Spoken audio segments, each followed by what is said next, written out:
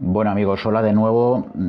Creo que este es el sexto, o no sé si séptimo o sexto capítulo, me parece, del serial que inicié ya hace un par de meses, en atención a lo que algunos llaman el posmarxismo. En última instancia, lo que estoy intentando ya desde hace tiempo con una serie de intervenciones que intentan sobre todo hacer accesible ciertos pensadores que se consideran difíciles o no.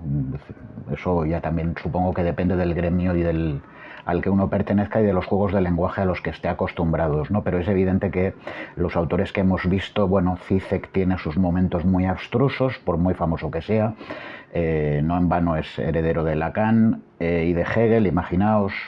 Negri, bueno, pues la influencia de Spinoza y de algunos autores más complejos.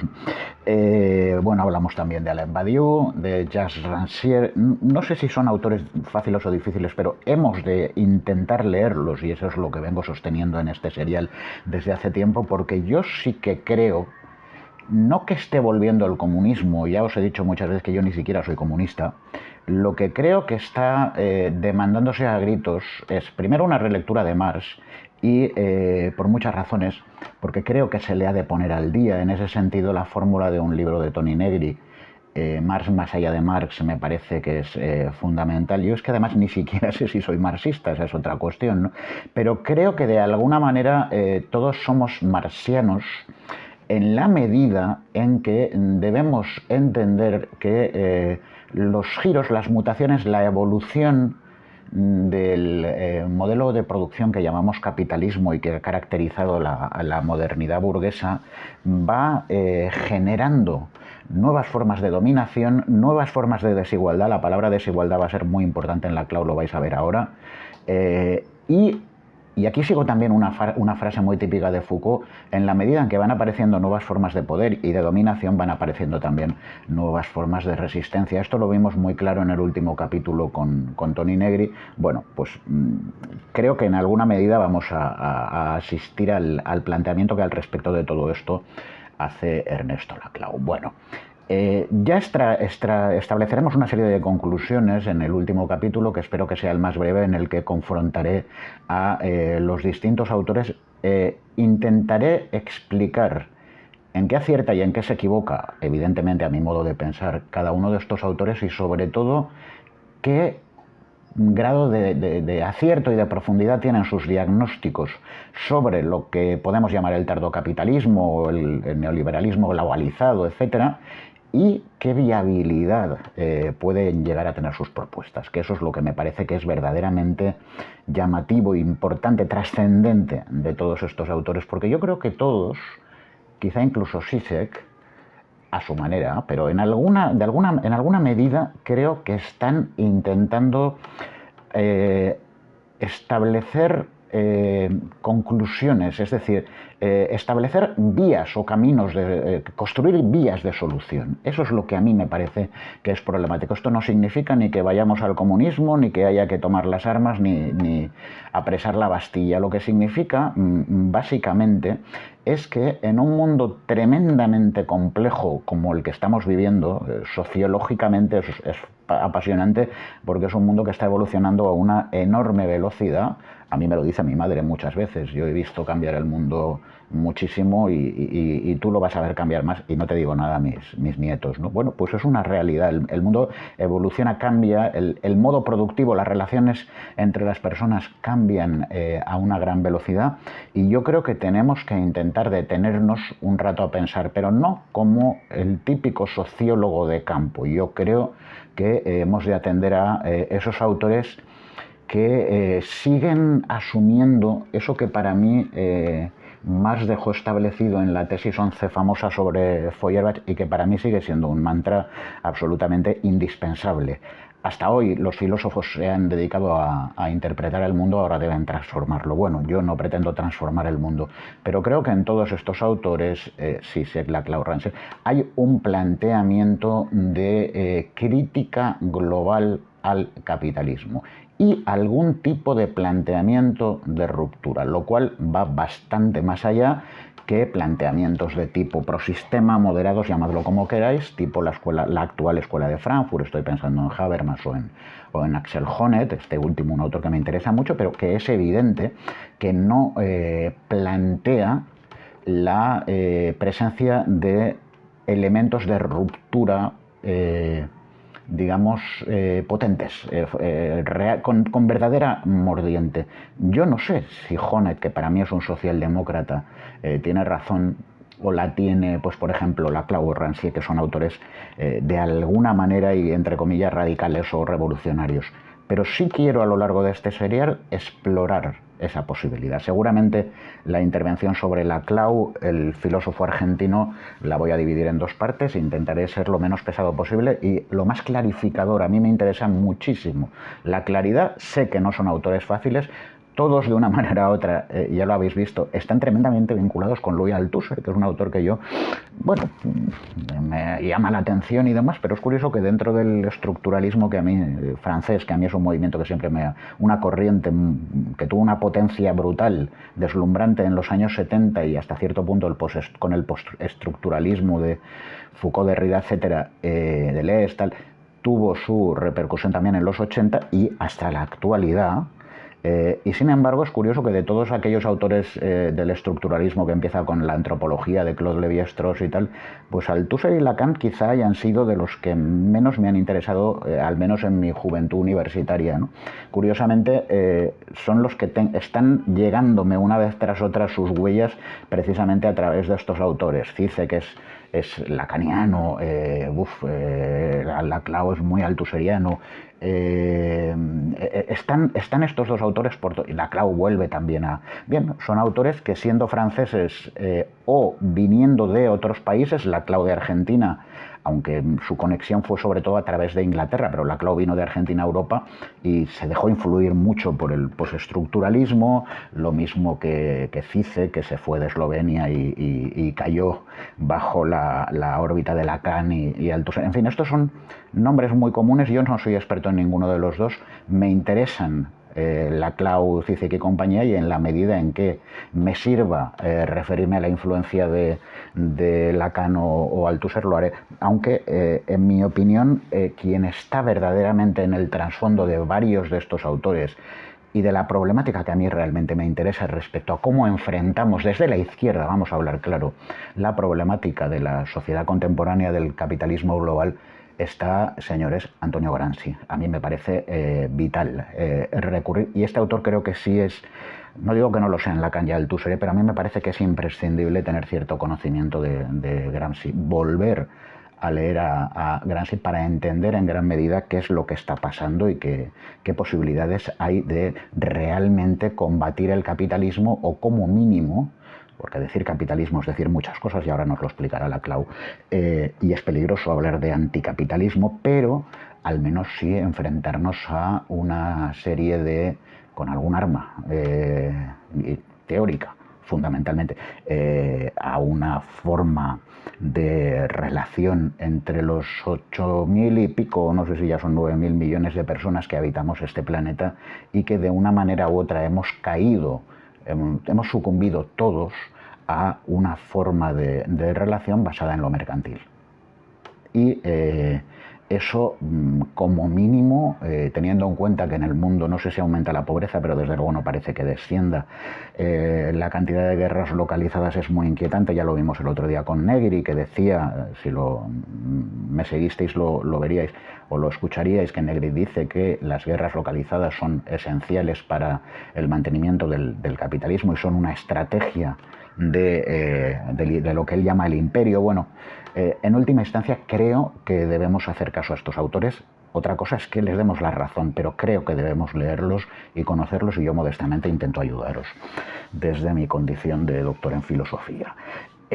¿Por qué Laclau? Bueno, Laclau es un autor argentino que ha pasado gran parte de su vida en Europa, pero al que inevitablemente hay que asociar a lo que se ha venido a llamar la Revolución Hispanoamericana desde los 60 y los 70. Bueno, Me interesa su idea de que hay que radicalizar la democracia. Laclau es uno de estos autores, yo creo que de alguna manera todos los que estamos viendo, que ya no necesitan ni salir, eso fue ya en los 90 o en los 80, o incluso antes, ni salir al paso de la evidencia de que el estalinismo, la Unión Soviética y todo lo que los satélites y todas las huellas que fue dejando en el mundo, incluyendo, si queréis, China y el maoísmo, de alguna manera ponen sobre la mesa de la evidencia de que el capitalismo ha ganado, y no por la fuerza sino por legitimidad, entendiendo por capitalismo, si queréis, los modelos demoliberales, Occidente, etcétera. Es decir, esto está ya muy superado en la izquierda, y quien siga teniendo alguna duda al respecto, yo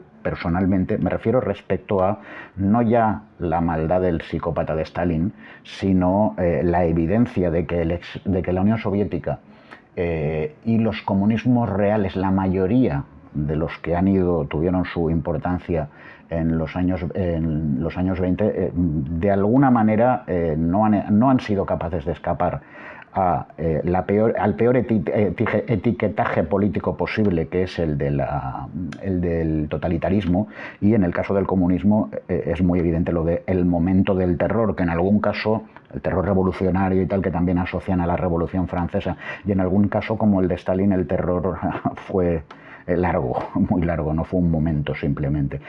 Yo creo que esto hay que superarlo. Si queremos radicalizar la democracia, tenemos que entenderla desde un principio fundamental, que es el pluralismo. Y a mí me vale leer a Laclau en la medida que eso lo tiene claro. Bueno, algunas cuestiones que también nos interesan de este filósofo argentino, que desgraciadamente falleció hace algunos años, su vinculación con lo que yo he llamado el caso Podemos, que me parece un caso interesantísimo y muy mal entendido en nuestro país. Sabéis que en los últimos tiempos, en el siglo XXI, Laclau habló mucho sobre el populismo. Tiene un libro que ha sido muy analizado, muy influyente sobre el populismo, y también muy criticado, en mi opinión, por gente que normalmente no lo ha sabido leer, lo siento, pero soy claro en esto. La importancia de Gramsci y el concepto de la hegemonía, la revolución hispanoamericana, en fin. Hay algo que me interesa especialmente también, a vueltas siguiendo un poco la lógica del serial que estoy haciendo. Me parece que es muy interesante en Laclau y su libro sobre el populismo, el último o penúltimo capítulo, luego lo miro, en el cual da un repaso bastante considerable a Zizek, a Rancière, aunque a Rancière lo critica, pero sostiene algunas afinidades, y a Negri. Y se pone a bastante distancia. Hubo un juego de preguntas y respuestas entre ambos. De ello hablaré en su momento, pero bueno, me interesó especialmente leer a Laclau, porque Laclau sí que tematiza muy expresamente por qué cree que los de otros autores que forman parte de ese llamado marxismo, etcétera, hierran en alguno de en sus análisis fundamentales y en su búsqueda de soluciones. Bueno, concretamente a Zizek lo pone bastante a parir, ya lo veréis. Bien, es importante relacionar, si hablamos de la figura de Ernesto Laclau, relacionarle con su interpretación de la llamada movilización popular argentina, en la cual él participó y que tiene como nombre clave el peronismo. No sé qué pasa, no sé si es culpa de Pablo Iglesias, que yo creo que ha leído mucho a Laclau, y más lo ha leído Errejón. Estoy hablando precisamente de Podemos en España. La palabra perón o peronismo es uno de los conceptos más extraños, más difíciles, más sinuosos que yo creo que ha dado la política en el siglo XX. Y no porque Perón fuera un personaje especialmente complejo. Yo creo que Perón debió ser fundamentalmente un político muy hábil y con un gran carisma en Argentina. Eso tiene su trascendencia. Y bueno, pues de alguna manera con mucha capacidad de supervivencia. Pero bueno, más allá de eso, no sé por qué es tan atractivo Perón, pero lo que tengo claro es que el nombre del peronismo, el llamado peronismo, ha vehiculado y ha ido estructurando muchas actitudes en la política argentina y sudamericana en general, que creo que de alguna manera nos permiten entender mejor qué es lo que está pasando, muy especialmente con conceptos como populismo o hegemonía, que son caros a Ernesto Laclau, ¿no?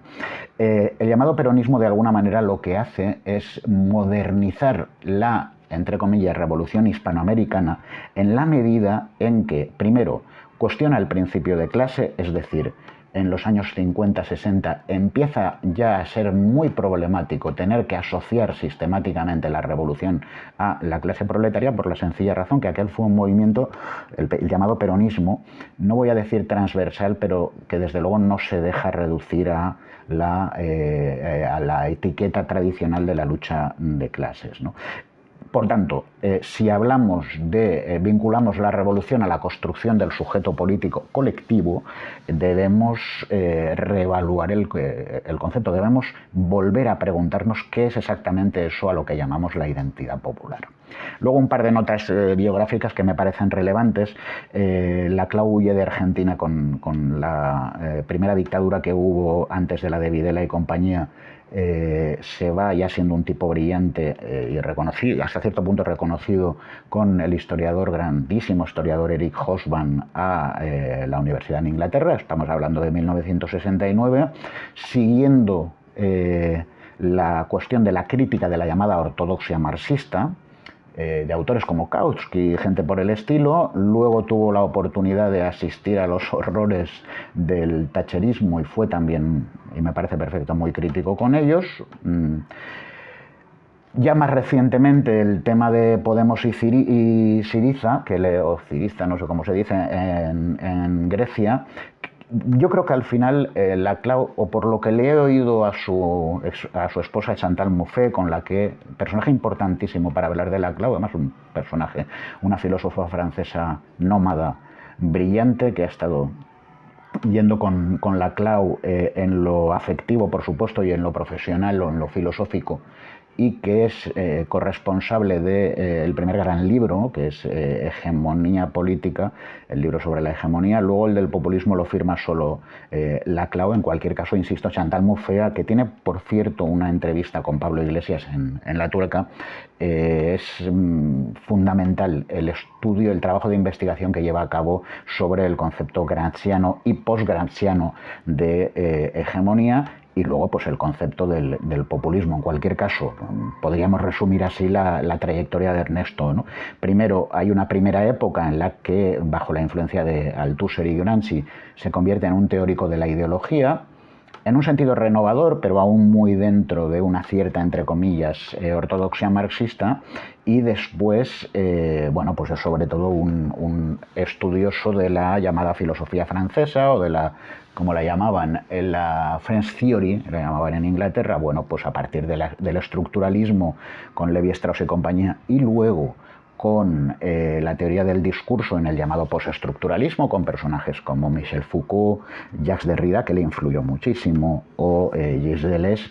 Pues yo creo que es muy evidente que la intentona de Ernesto Laclau, y por eso me interesa tanto, es trasladar esa tradición filosófica en la que yo centré mis trabajos de doctorado, que es la filosofía francesa de Foucault y compañía, para leerlos a la luz de una posible teoría de la liberación, en definitiva, de un planteamiento de izquierda, socialista, marxista o posmarxista, llamadlo como queráis. Esa es, a grandes rasgos, el perfilado del personaje que hoy tenemos. Bueno, por partes. Frase para empezar. El capitalismo, estoy allá analizando a Laclau, o mi Laclau. El capitalismo, señores, lo invade todo. La sociedad en nuestro tiempo, de una manera que parece ya irreversible y desde luego tempestuosa, arrolladora, lo ha mercantilizado absolutamente todo, o todo lo que ha podido y todo lo que va a seguir pudiendo o intentando al menos someter a la llamada ley del mercado. Es decir, todo es vendible, cosas. Hemos pasado de vender mercancías a convertir a la lógica de lo mercantil muchísimas más cosas que parecían imposibles de mercantilizar, y eso tiene una serie de efectos, y es que los antiguos tejidos sociales, las antiguas redes de protección han ido desestructurándose, desmadejándose y en definitiva desapareciendo, o por lo menos quedando reducidas a una situación, a una circunstancia residual. Esa es básicamente la problemática. Esto no creo que sea difícil de entender. Sabéis que, por ejemplo, en las postrimerías de la Edad Media o ya con el Renacimiento y el siglo XVII, la desaparición, por ejemplo, en gran parte de Europa de las llamadas tierras comunales, es un ejemplo, pero del que hablan muy bien los historiadores y lo explican muy bien, termina generando un gran desarrollo en las posibilidades del capitalismo, del empresariado capitalista, y de alguna manera preparan la futura revolución industrial, sí, pero también generan enormes bolsas de conflictividad y de pobreza. ¿Por qué? Porque destruyen un tejido social, un tejido socioeconómico que antes solucionaba muchísimos problemas, que era aquello de las tierras comunes y demás, con todos los cercados y todo este rollo, y el sometimiento a la propiedad privada, termina generándose ese problema. ¿Había que evitarlo o había que parar el progreso? Pues no, en esto yo sigo a Marx. Pero sí es cierto que en la medida en que antiguos tejidos sociales están siendo destruidos, probablemente o los reconstruimos o tenemos que plantearnos nuevas formas de resistencia, porque de lo contrario terminamos generando las mismas bolsas de pobreza y de conflictividad que ya se generaron en aquella época y que yo creo que se están generando de alguna manera en la actualidad en muchos lugares del mundo, por más que nosotros vivamos, por ejemplo, en España en un relativo archipiélago de prosperidad, ¿no? Y de tranquilidad. Hay una cosa que es una idea de la Clau que me parece importante respecto a la resistencia, que a fin de cuentas es lo que nos trae aquí. Es verdad que la lógica de la mercantilización está por todas partes y lo invade casi todo. Pero automáticamente, si seguimos la vieja idea de Foucault, de que a medida que van apareciendo nuevas formas de poder, siempre aparecen formas de resistencia, de alguna manera lo que tenemos que concluir es que el antagonismo, las formas del antagonismo, también han de estar en todas partes. Si el capitalismo está por doquier, las formas de la resistencia pueden surgir también por todas partes y en muy diferentes territorios, y a lo mejor el gran problema es cómo articularlas y coordinarlas. Bueno, sabéis que en los últimos tiempos ha habido lo que se ha venido a llamar una especie de reacción conservadora, ¿no? Bueno, a mí hay una primera cosa que me parece que es relevante, y en esto yo creo que la Clau es muy listo y muy sensato y muy prudente.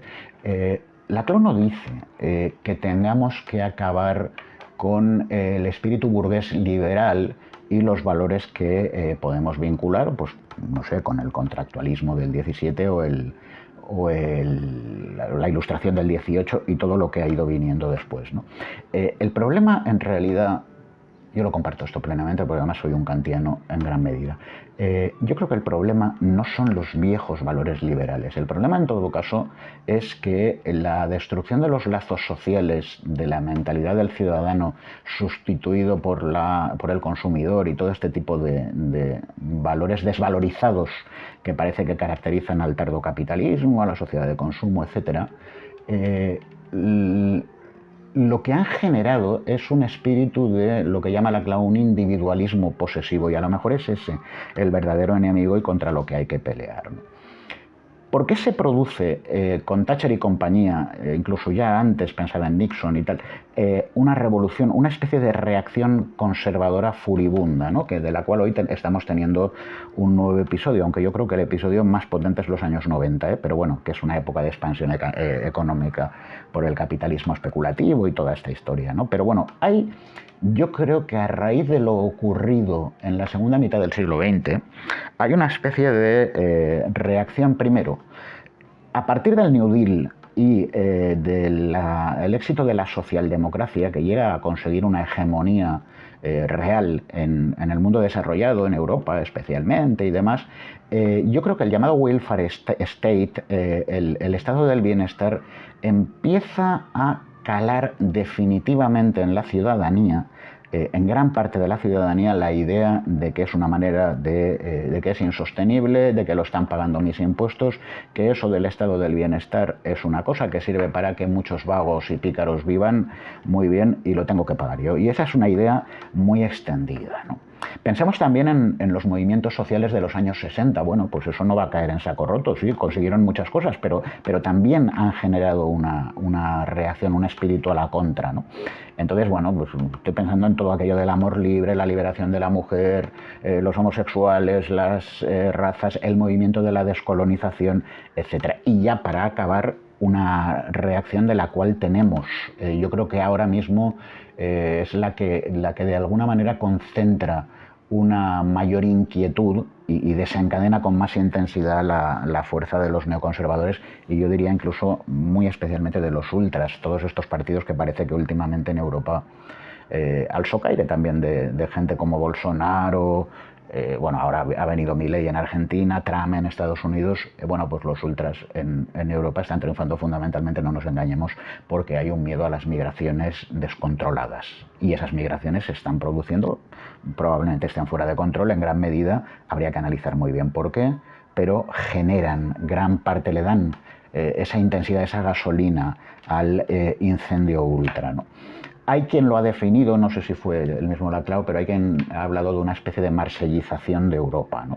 Sabéis que en Marsella se produce un fenómeno muy característico desde hace 20 o 25 años, y es que una zona obrera, portuaria y tal, con bastante conflictividad social, que vota masivamente al Partido Comunista Francés, en un momento determinado deja de sentirse representada por este y empieza a acudir al lepenismo. De una u otra manera, ¿por qué? Evidentemente por la inmigración y por la sensación de tener competidores que te pueden precarizar más el trabajo, etcétera, etcétera, encima de otro color y encima de otra cultura. Encima en Francia, por su tradición colonial, hay una gran influencia musulmana en la inmigración. Bueno, yo creo que ya conocéis esto.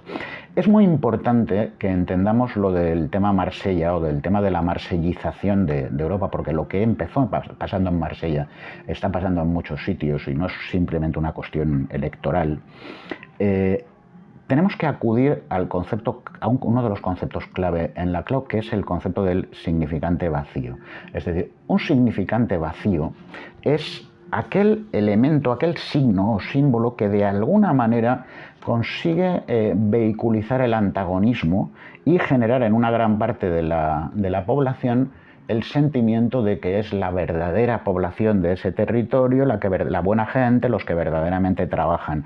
Y se identifica un enemigo común, que puede ser, bueno, pues pensar el Tea Party y aquello de la gentuza esta, los burócratas de Washington y de la costa este, y los intelectuales y yo qué sé, y si quieres apuras y los que ayudan a los negros y a los gays, y poco menos que llegan con la teoría QAnon esta y te dicen que todos los demócratas son una banda de pederastas y de reptilianos y no sé qué estupideces más, ¿no? De alguna manera, Laclau lo que está diciendo es que es clave para la construcción de la hegemonía apoderarse de ese tipo de significantes que vehiculan actitudes y que en la medida en que están en una especie de tierra de nadie se pueden apoderar de ellos. Pensad en un concepto como por ejemplo patria.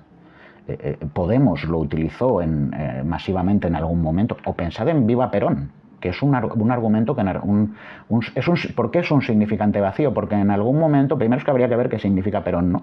Pero aparte de lo cual es que es muy dudoso, pero sí que es verdad que alguien diciendo Viva Perón puede estar reclamando pues no lo sé, que no se cierren fábricas y que los obreros tomen el poder, lo cual es muy de izquierdas, pues que echen de aquí a no sé quién, o a los inmigrantes bolivianos, o etcétera.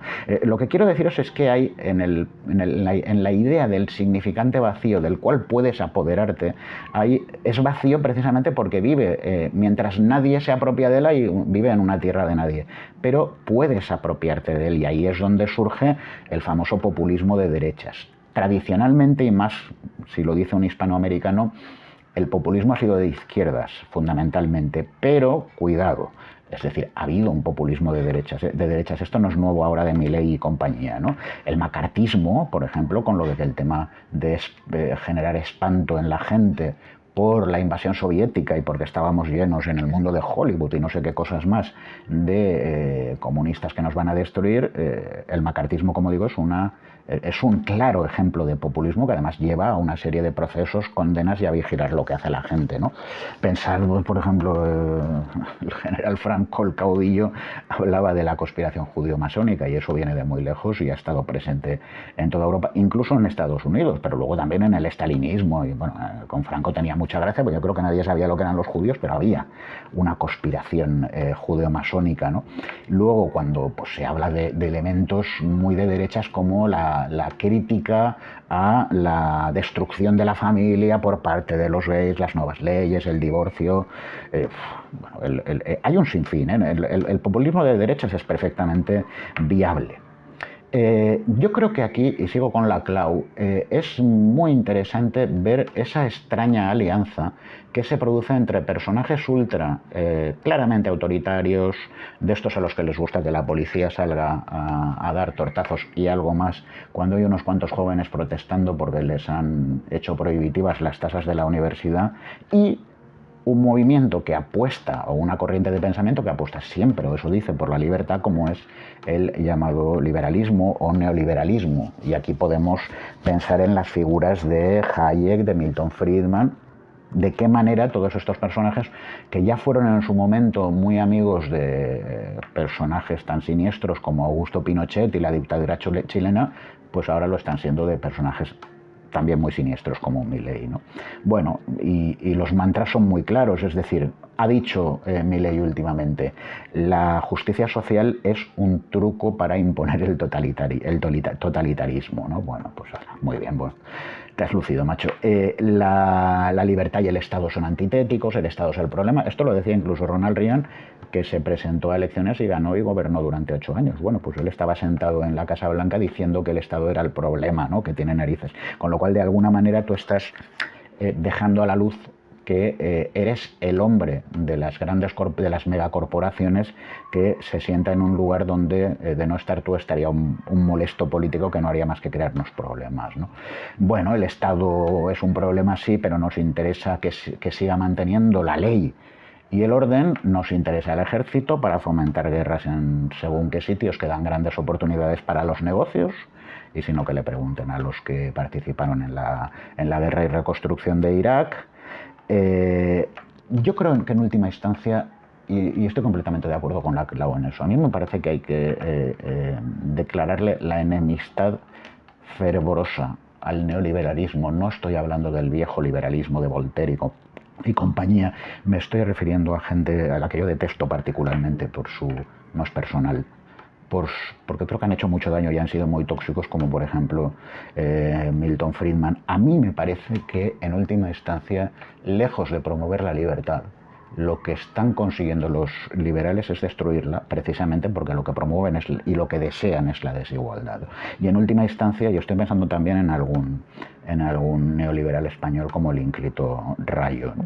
En última instancia, mi sensación es que lo que quieren es disuadir a la gente de la participación política. Se trata, en definitiva, de desactivar al ciudadano, y eso es una forma de ir contra la democracia, porque el neoliberalismo no es democrático, no cree en la democracia, juega con ella, que es distinto, y a partir de ahí manipula.